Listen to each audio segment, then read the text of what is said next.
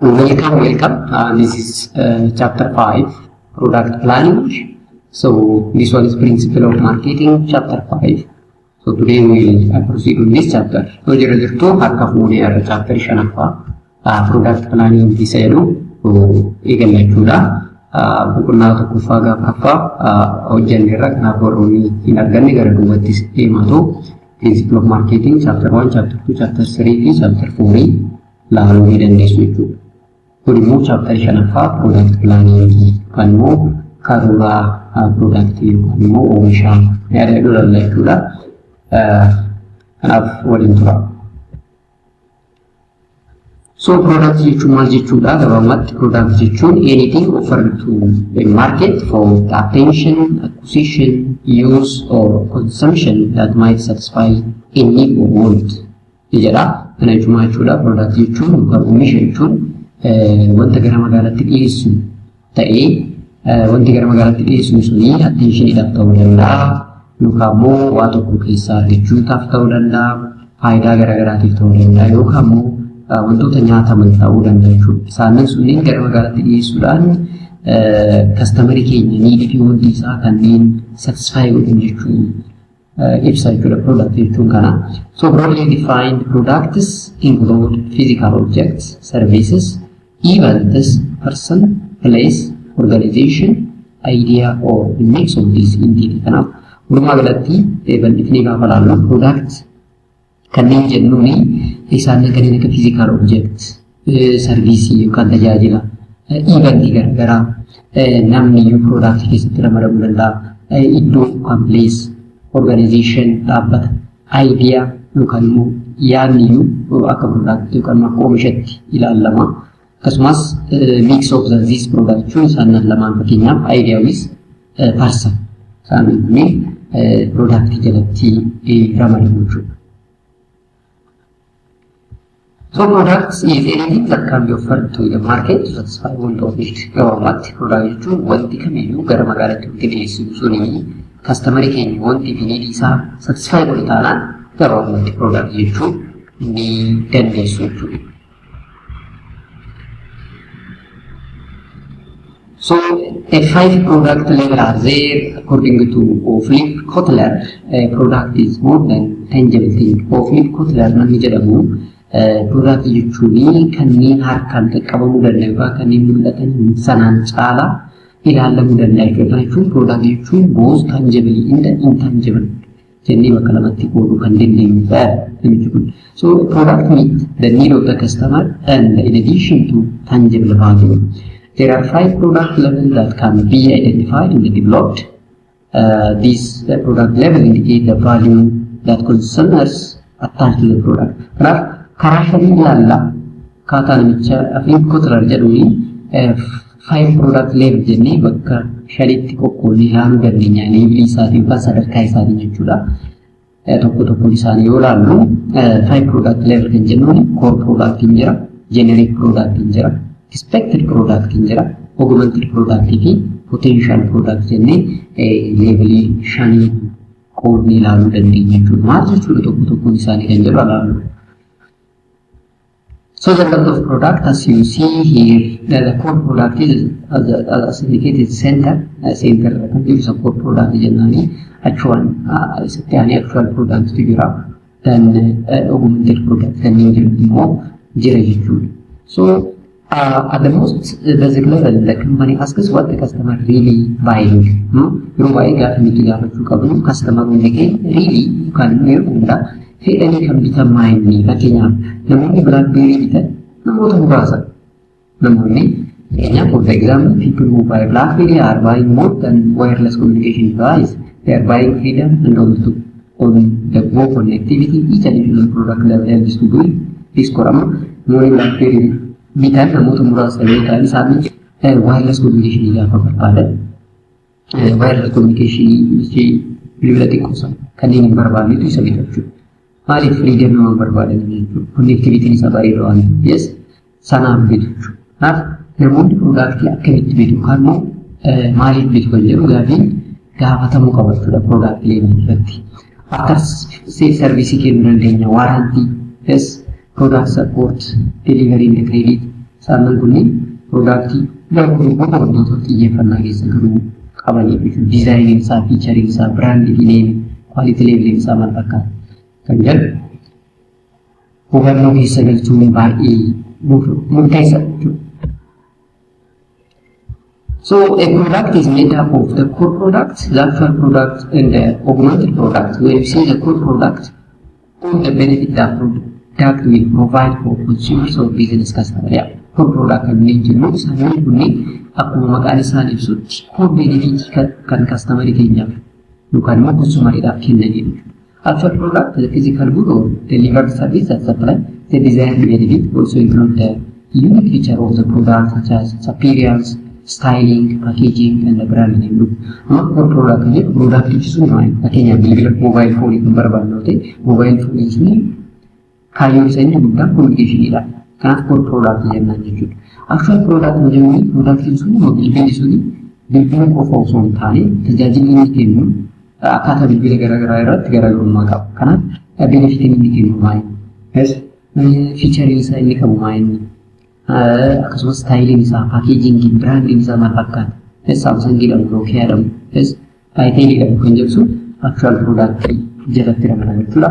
Augmented product, the actual product plus other supporting features such as warranty, credit, delivery, installation, repair service after sale.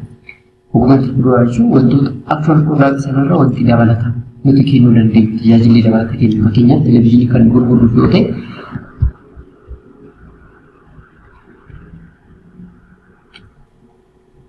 Sudah motor kofatnya televisi ini kan guru-guru itu namichi bitu suni oso dia mesuk ini view oso warranty kemini ini baru akasumas delivery terjadi lagi jiwa kan kemini view itu namichi apa sih ini beda terjadi mereka sih sana mal jangan augmented itu sudah balatan itu produk itu biru sana ada balatan nanti terjadi namichi harga itu augmented itu.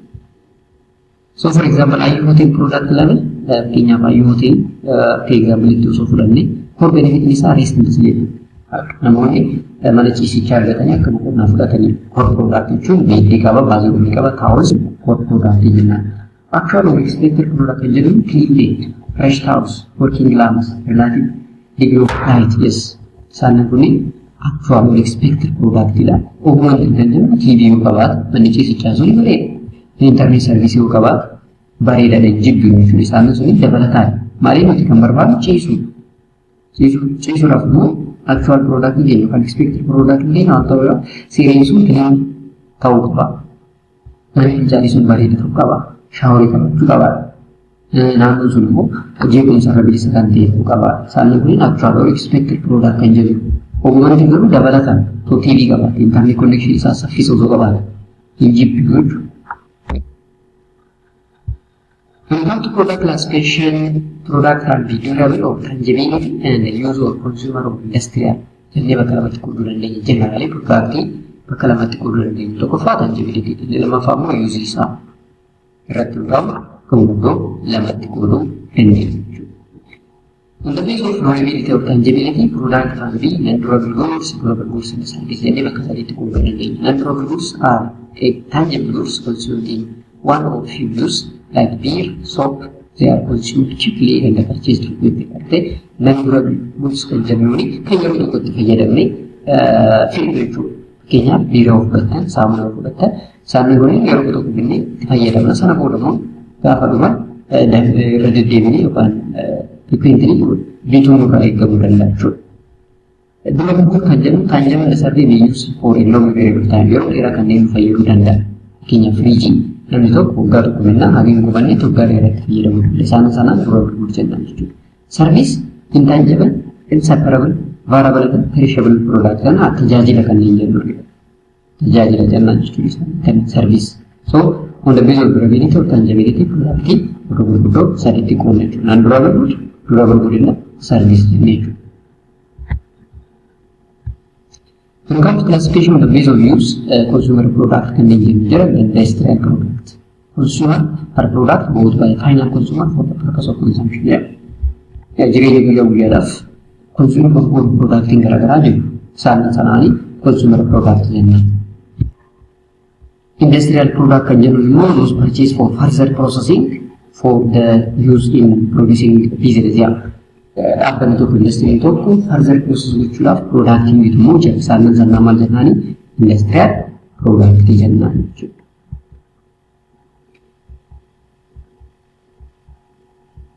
Yeah. Consumer products or the base of shopping convenience, shopping, specialty in the unsold product jennee bakka bu'uutti godhuu dandeenya. Inni kuni consumer product sana akkaataa dhaabbiitti yookaan immoo yeroo isaaniitti bitan yookaan immoo amaleeffannaan bittaa isaanii maal fakkaata kan jedhu irratti hundaa'uudha. Bakka bu'uutti gaafa walitti godhuu dandeenya. Convenience, shopping, specialty in the unsold jennee bakka bu'uutti qoodna tokko tokkoon isaanii maal akka ta'e ilaalla. Kanaafuu qoodamni kuni garuu maal hundeetti habiitii isaan bitan. Yes, amaleeffannaan bittaa isaanii maal fakkaata? Yeroo bituu, turanii bituu, yeroo hin bitan yeroo darbee gaafa isaan barbaachisu qofa bitu jedhu irratti hundaa'u bakka bu'uutti akka qoonu beekuun isinirra jira jechuudha.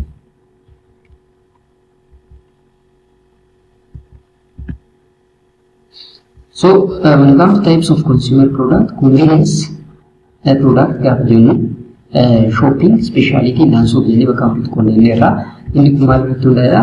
Frequent purchase both within minimal buying effort and the little comparison in shopping and a low price, widespread distribution, mass promotion by producers, and for example, salt, sugar, and soft paper. Amma inni kun maal jedha? Yeroo baay'ee kan binnu yoo ta'e, yeroo baay'ee kan hin binnu yoo ta'e product akkana. Gatiin isaa immoo madaalama yoo ta'e yookaan immoo xiqqaa yoo ta'e. Mass promotion kanneen barbaada yoo ta'e product akkasii convenience jennaan. Fakkeenyaaf ashaboo guyyaa dandeenya. Ijaa argee ture dandeenya gisee tokko hubinne jechuudha. Shukkaaras akkasuma soft paper gaafa nu barbaachisu qofa produktonni binnu jira. Garuu produktonni kun gatiin isaa yeroo baay'ee akkasuma guddaa miti. Kanaaf convenience product jennaan jechuudha. Shopping product kanneen jedhaman immoo less frequent purchase darbee bituu. More shopping effort for comparison bituudhaaf farti guddaa kan barbaadan isaan convenience product wajjin gaafa compare gootu. Customer compare carefully on suitability, quality, price and style. Amma ashaboo gaafa bitu quality isaa akkasuma hin ilaalu expire date yoo ilaalle qofa malee.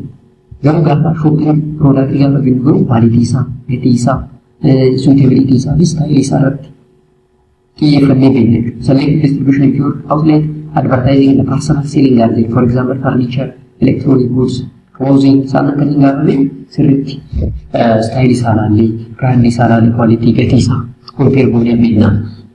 Haalli bittaa keenya immoo yeroo hundatti darbee binna shopping product jennaan isaan kan jedhu. Specialty products are unique ex-taxis or brand identification for which sufficient number of buyers are willing to make special purchasing efforts. Yeah, isaan kun immoo specialty product kanneen jennu namatti makiinaa fa'aa, warqee fa'aa, isaan kanneen gaafa binnu for special purpose malee binnu jechuudha.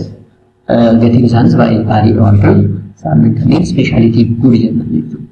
Maal is specialty good because buyer will travel far to buy one. Yeah. Some specialty product or unsold goods, these are the products that which consumers have no information. These are a new product until they are not promoted through advertising. And unsold product can be akkuma maqaan isaa ibsutti unsold. Itti mul'atu. Wanti darbuun seenu jechuudha product akkana fakkeenyaaf gaafa qofa binna mariitan saaxilee reeffatti awwaalamu kan namni tajaajilti karoora keessatti hin galchitu. Gaafa namni du'e qofa kan bittuudha biraa akka bittee hin beektu jechuudha. Fakkeenyaaf saaxilee reeffatti awwaalamu namni tajaajilti namni karoora qabatu hin jiru jechuudha. Isaan akkana kanneen maal jennaanii unsold product jennaan jechuudha. Unsold product.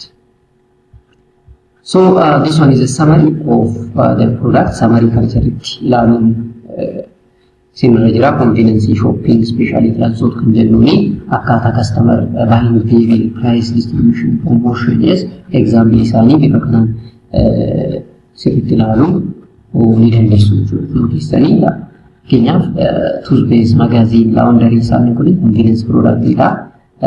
Shopping product kan jennuun immoo kanneen gatiin isaanii higher price warroota qabanidha. Kanneen akka furniture, television yes isaan kanneen specialty kan luxury goods kanneen jedhamanidha jechuudha. Baay'ee isaanii isa kana ilaalaa jechuudha.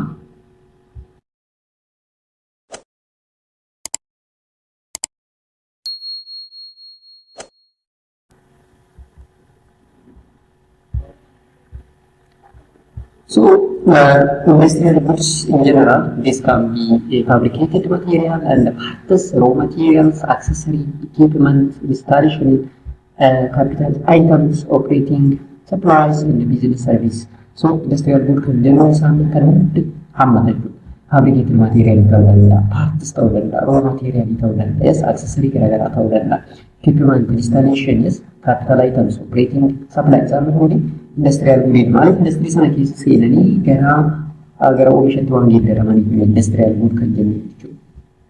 So you have to understand like this. So industrial products, material and parts of the name include raw materials and manufacturing materials and parts. Yeah, sannan akka argitan kuninam industrial material.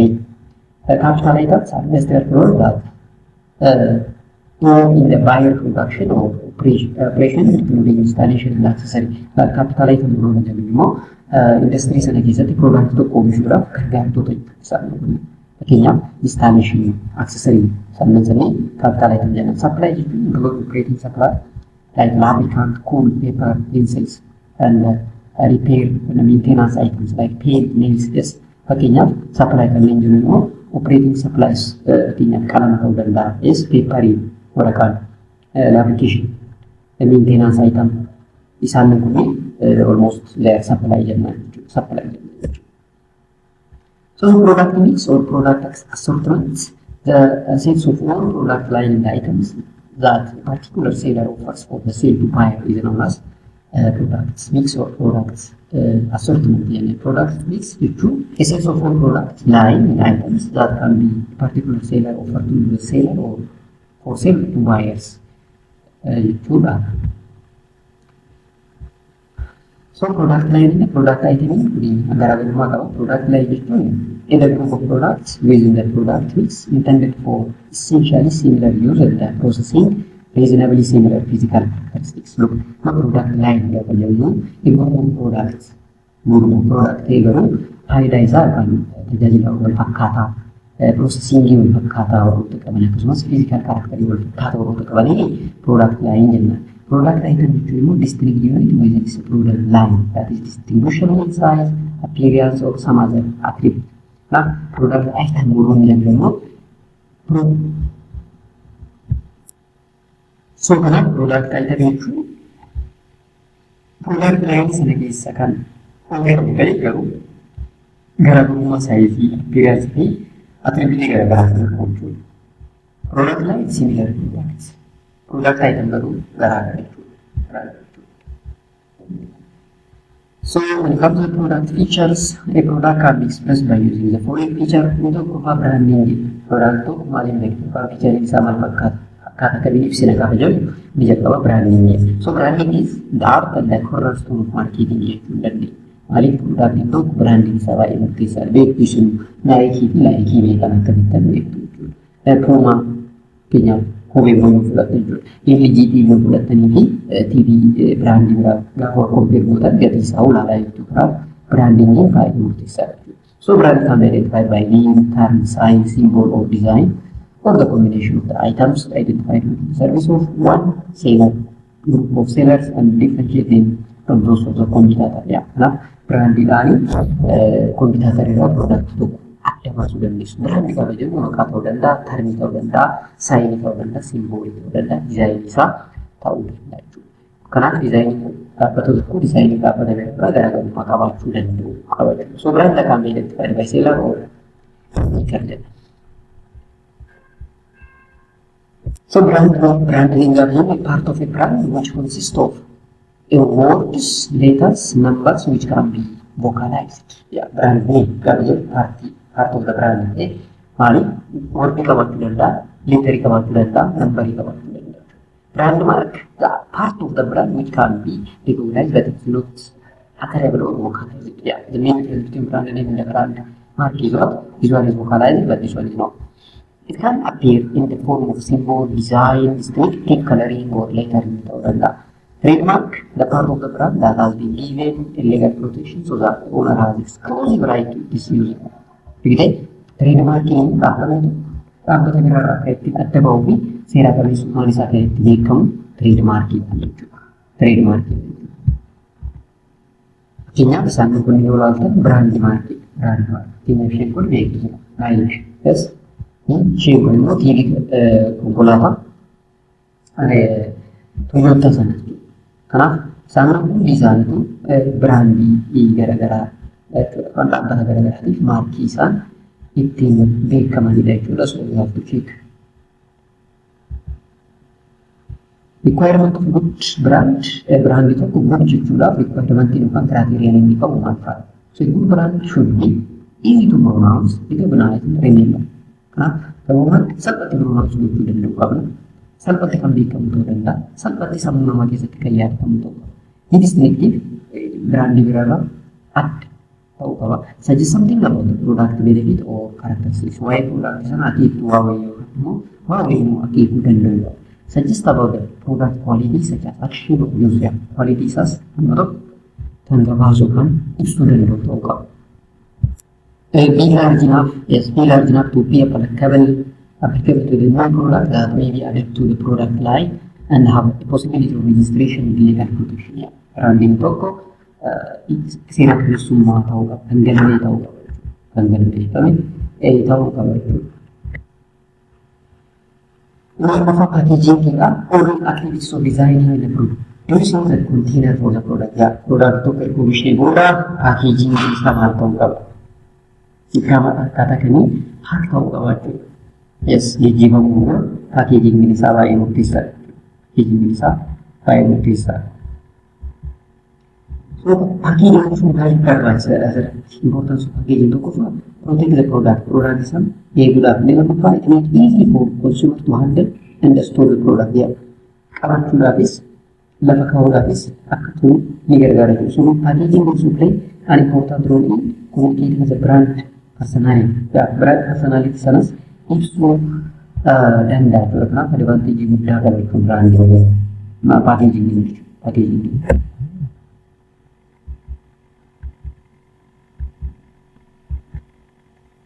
So protect the products, implement the company's marketing programs and interview ibsuu ni danda'a jechuudha. Product bifa kanaan package gochuun nurra jira jechuudha.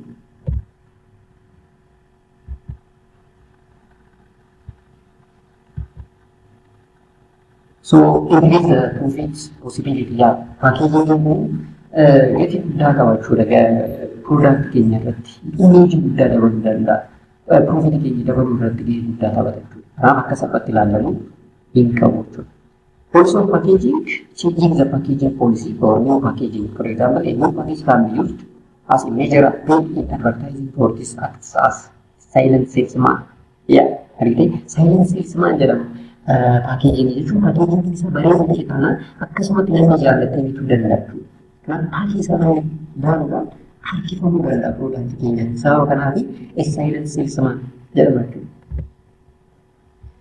Multiple packaging is the packaging system in which we can place a number of quantities required for similar purpose in one container. Container tokko keessatti product hedduu bakka tokkotti gaafa bu'u multiple packaging jedhama. Fakkeenyaaf darzana tokko gaafa jennu firii 12 bakka tokkotti.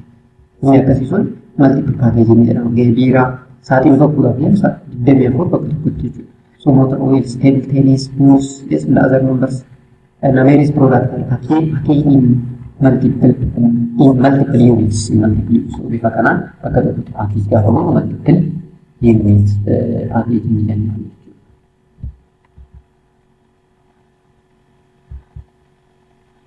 So reuse packaging policy in the company design the promote a package that can be served as a purpose after original content has been used. Packaging yeroo tokko product sana erga fayyadamne booda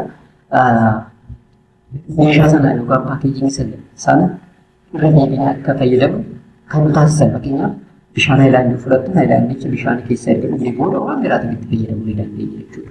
Aannan fakkeenyaaf aannan ishii sana aannan ishee erga fayyadamne booda meeshaatti itti fayyadamuu dandeenya. So many food jars may be used as a container such as honey, oils and other for reconnect the package to use for similar purpose. Ethiopian beverage factory and good example jedhama. Oomishni dhugaatii garaagaraa lallaafaa meeshaan isaa ripaakejingiidha jechuudha. Ripaakejingii fayyadamu poolisii isaan fayyadaman akkuma reefu jenne haayilaandii waliin Repackaging. Yeah. Packaging the product line policy, as this is also called family packaging. It involves the use of identical package for all products of the company or the use of packaging with the same common features. So family packaging is usually used when the products are similar. Family packaging is available at a better product in the Garawa and Garawa, is to Gavate, Mandanani, family packaging YouTube, and then family packaging YouTube, and then so the amount of package. So package is more the academic develop good. The first one is simply having the packaging concept and package design, size, shape, the materials, color, brand marks, and can even case get to the names and about engineering taste, visual taste, dealer taste, and consumer taste. Then daru and the processing can case the new packaging develop control. Products con the package body border and label body so now in the tool carries a verbal information about the product of the sellers. The part of the package or the tire attached. Labeling is another to can one of the package on the very form. Bishan highlight each another. Yang dimatkan pemujud so content missions lagi sejauh mana harus nak ciri saja main itu movie sudah so sini kind of labeling ada brand labeling ada other label also brand label itu simply the brand alone apply to the product of the package for example shoe gitu sama tu label kalau sama sana tu naik gitu brand bisa offer itu tamanya sama tu malah jadi kami kerja dengan itu. Brand label, the label must identify the quality with the letters, numbers, or Kenya sugars and water. Yeah. Sannan kunin mo barifaman. Ashabu Kenya super barifaman label. Brand label ka pajanu ti Nike man to Nike ti gaibsan. Us Nike je gratuatis namanya budan dan sesara brand label jenna. Brand label je baru barifaman gaib. Descriptive labeling gives information about the use, construction, care, performance, and other features of the products. These are not describe to Kenya Bishana Landi, Akoyo Kunjan, Akoyo, you can know yes, water can generate, yes, water is a generate, no alternative worker, mineral content is animals, TDC is animals. Sanusuni, descriptive labeling, Akata Yedamasa, Yeroba qualities are caring to so the descriptive labeling, who made it, where it used made, when it was made, its contents, yes, how it can be used, how to use it to safely making a medicine, biscuits. So descriptive labeling strategy jeda musana jeda mucho. Ya, content bisa liberis vitamin A jadi kayaknya content ini sama jadi percentage bisa tinggal itu descriptive labeling itu dan itu. So developing and launching new products, produk itu produk itu activity produce dulu. Step putar scanning for produk ini jaga idea generation ya generate kucu dendok kalau produk di sana. Idea sana, idea apa generate dulu. Idea itu generate tahu dan tak harus lagi idea sama screen itu. And concept development and testing. Marketing strategy, develop business analysis, product development, market testing, commercialization, sannan kan ini itu kuda. So product development process have this stage: idea generation, idea screening, concept development, testing, market strategy, dan business analysis, product development, testing, and commercialization. So step itu kan ini dua kawan by izin saya. So idea generation government in the system or systematic search for new product idea. Karena idea select or screen to berbagai bentuk government. So idea kan akan kami nak tunjukkan ni. Idea ini kedalaman dan internal source itu external source. Internal source generally refers to the company's own formal research and development, management, staff, entrepreneurial program so. Artinya, labat misalnya case idea business itu generate control research dan power data management team especially top management irra ta'uu danda'a, staff keessa jiranii ta'uu danda'a, entrepreneurial programming ta'uu danda'a, idea waan tokko generate akka goonu internal source jennaan, external gaafa jennu immoo outside the company such as customers, competitors, distributors, sellers, outside design firms isaan kunniin madda idea ta'uu danda'u jechuudha external. Ideyaan karaa internalitiin isaa ta'u karaa externalitiin argamuu danda'a. Idea argame san immoo screen gochuu dandeenya qaban jechuudha. Maaliif idea yommuu bu'aa qabeessummaan isaa walqixa tajaajila jechuudha. So the second stage is determining what should be dropped and what should be retained for further development. Kanaaf ideawwan jiran keessaa isa kam qabnee deemne isa kam immoo gatna jechuudha. So process is spot good idea and drop for one. Maaf good idea warroota ta'anii fudhanna, poor idea warroota ta'an immoo drop goon jechuudha. Instead of concept testing concept testing refers to testing any product concept which group of target consumers definitely will buy our product. Probably will buy, may or may not buy, probably not buy, definitely will not buy. Gitu ya, produk ini customer ini akan mengalami dandau, jadi gaji dandau. Ingin hubungan orang itu dandau depan debat, ayam orang itu dandau, itu dandau kan itu aku dandau. Hubungan orang kita ni, itu kamu ya hubungan orang itu juga mau ditufan. Bitu aku dan itu ada karena itu akan musuh konsep testing juga konsep testing. Apart from market strategy development data, if the result of the concept testing stage are correct, the next step is to formulation of what preliminary marketing strategy plan for the product launch. Product concept testing is getting harga musuhnya, dan harga musuhnya sudah kan harga tuh yukar mau ada yang dikan tuh sambil mana marketing strategi ini develop lani ba karora ba product sana da wujud ya sana aspek mungkin kabar dari manfaat kabar wujud dan preliminary market objectives as definition of possible market target product positioning strategy preliminary marketing mix division preliminary budget estimate ya gitu chapter gara fakir pendidikan product segmentation targeting dan positioning dijalankan isa sahaja ia kami disegal sudah dis objektif gini main targeting gini yang usah product gini akan position more strategi sah product mix sah decision masukkan product price product promotion yes product place yes sambil kini preliminary budget estimate budget yang menurut bukan menurut sudah ada produk kena musuh kunjung tadi mana disegal dan dong murah jelas.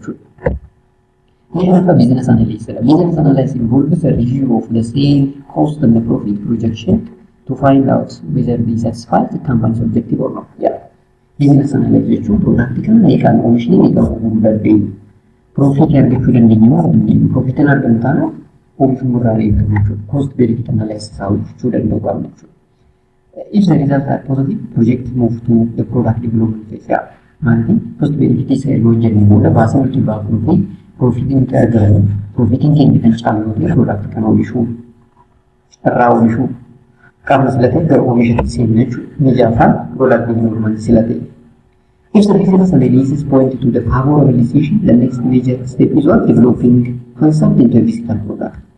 Kemudian produk syarat-syarat cost benefit analysis gue itu decision yang favorable kan kalau dia gara physical concept development. It involves the creation and the testing of one or more of the physical version of the research development or engineering department. Membahas isu usulan lah. Segmen dua saya usulan research saat ada bahasa itu. Produk buat kami semua, buat kamu jadi atau misal lalu dan development itu. Content marketing is a stage at which a product and a marketing program are introduced into more realistic marketing setting. And this provides a marketer with experience in testing the product in the entire marketing program before full introduction. So, there mass production itu selesai juga produk sih magala kini cikgu cuma raja. Ya, sana boleh biar full introduction itu kan save.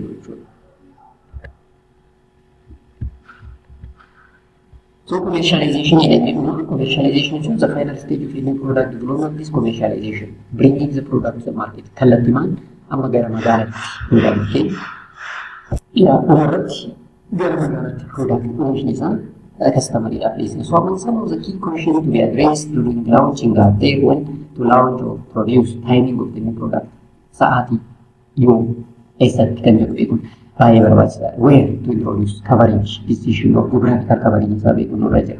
How to launch, akkamitti pilaanii keenya launch kaasuu danda'u qabna. Malee product akkuma oomishleen garamitti oofna akkamitti gurgurru eessatti yoo kan jedhu beeku taanaan rakkoo guddaa jechuudha. Kanaaf pilaanii isaa dursinee baasuu danda'u qabna jechuudha. Product life cycle. Product is life cycle mataa isaa qaba. So company position strategy must be changed as product market and competitor change over time. Alifi yeroo yeroodhaan product keenya update ta'aa deema sila ta'ee fi magaalaan update ta'aa sila deemuuf product kunis life cycle mataa isaa qaba jechuudha. Product have a limited lifespan. Product sale pass through stage and the profit raise in the fall at different stages of the product. The product require different marketing, financial, manufacturing, purchasing, more resource strategy each life cycle. Argite product into lifespan tasaa qaba. Didhalat ni guddatu ni dhufu product into akkuma dhala namaa.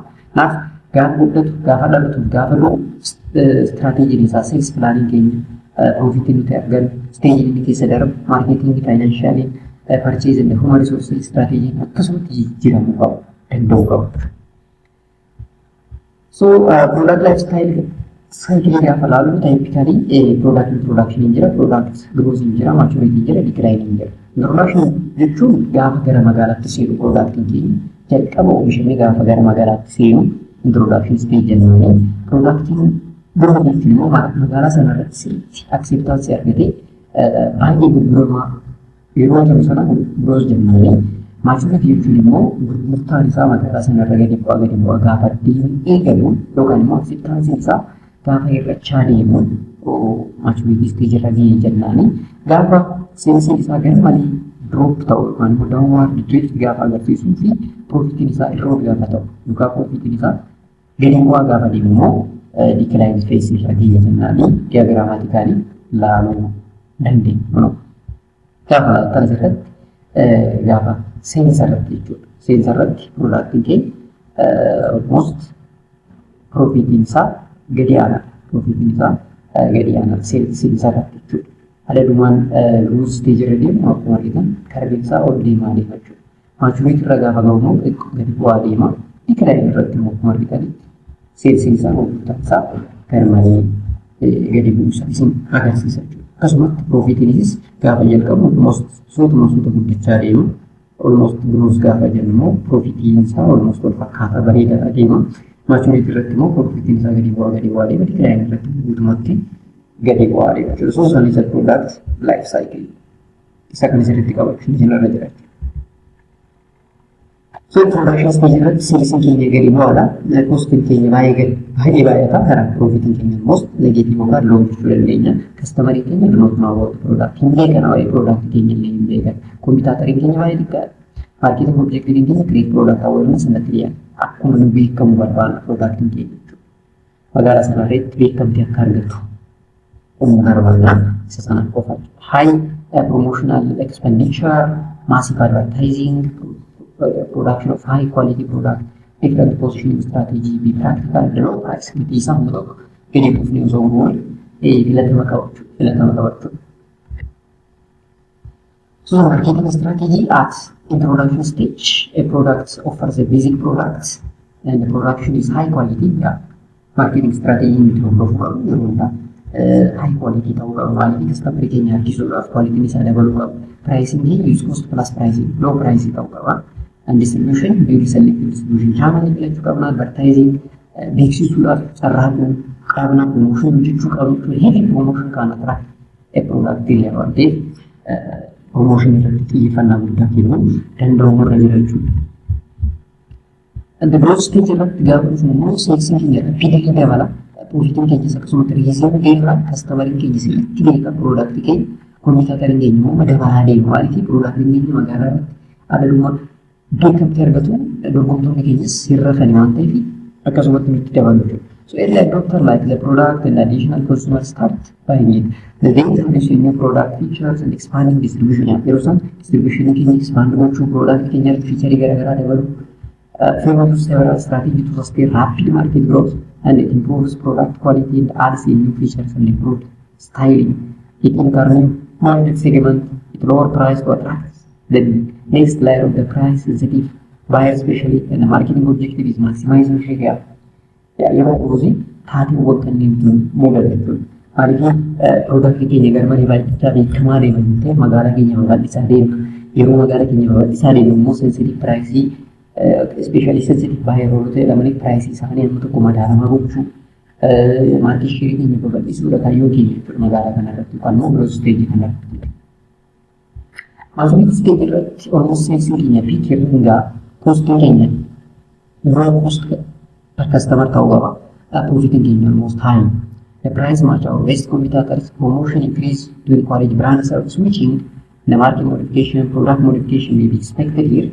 Market modification, product keenya modifying goontaana, market keenya modifying goontaana most amma gara decline itti deemaa jirra waan ta'eef rakkisaa ta'a jechuudha. Akkuma growth stage sanarra hin turre jennu rakkoo keessa galuu dandeenya jechuudha. So decline stage, sales decline for the number of reasons, including some firms withdraw from the market, those remaining may reduce the number of products they offer, and the profit decline, profit customer laggers, yes, competition decline, and example are Nokia and Toshiba, and Tunam, most Magara Rota Bani, the product to the community. So decline is a Rota, and Eurosan customer in case of Brandon Mugala, with this Magala Rabau and turun kan jiran customer keenya baay'een isaanii laagaardi fedhii qaban ismaadhaan irraa bituudhaaf competition decline ta'ee profiting keenya akkasumatti decline ta'ee jechuudha. So naaf carraan keenya magaalaa kana cufnee gara daldala biratti seenuu ta'uu danda'u qaba jechuudha. So thank you very much. Bagalatummaa chaaptarii shanaffaatti jechuudha. Naafuu chaaptarii keenya raawwatatan chaaptarii tokkoffaa lammaffaa sadaffaa afuraffaa laaluu jallisu gara duubatti deemanii kanaaf chaaptarii tokkoffaa gaafa arfaa principle of marketing hojjennee turte video qabaatan conversation kun kaya warra kanaan subscribe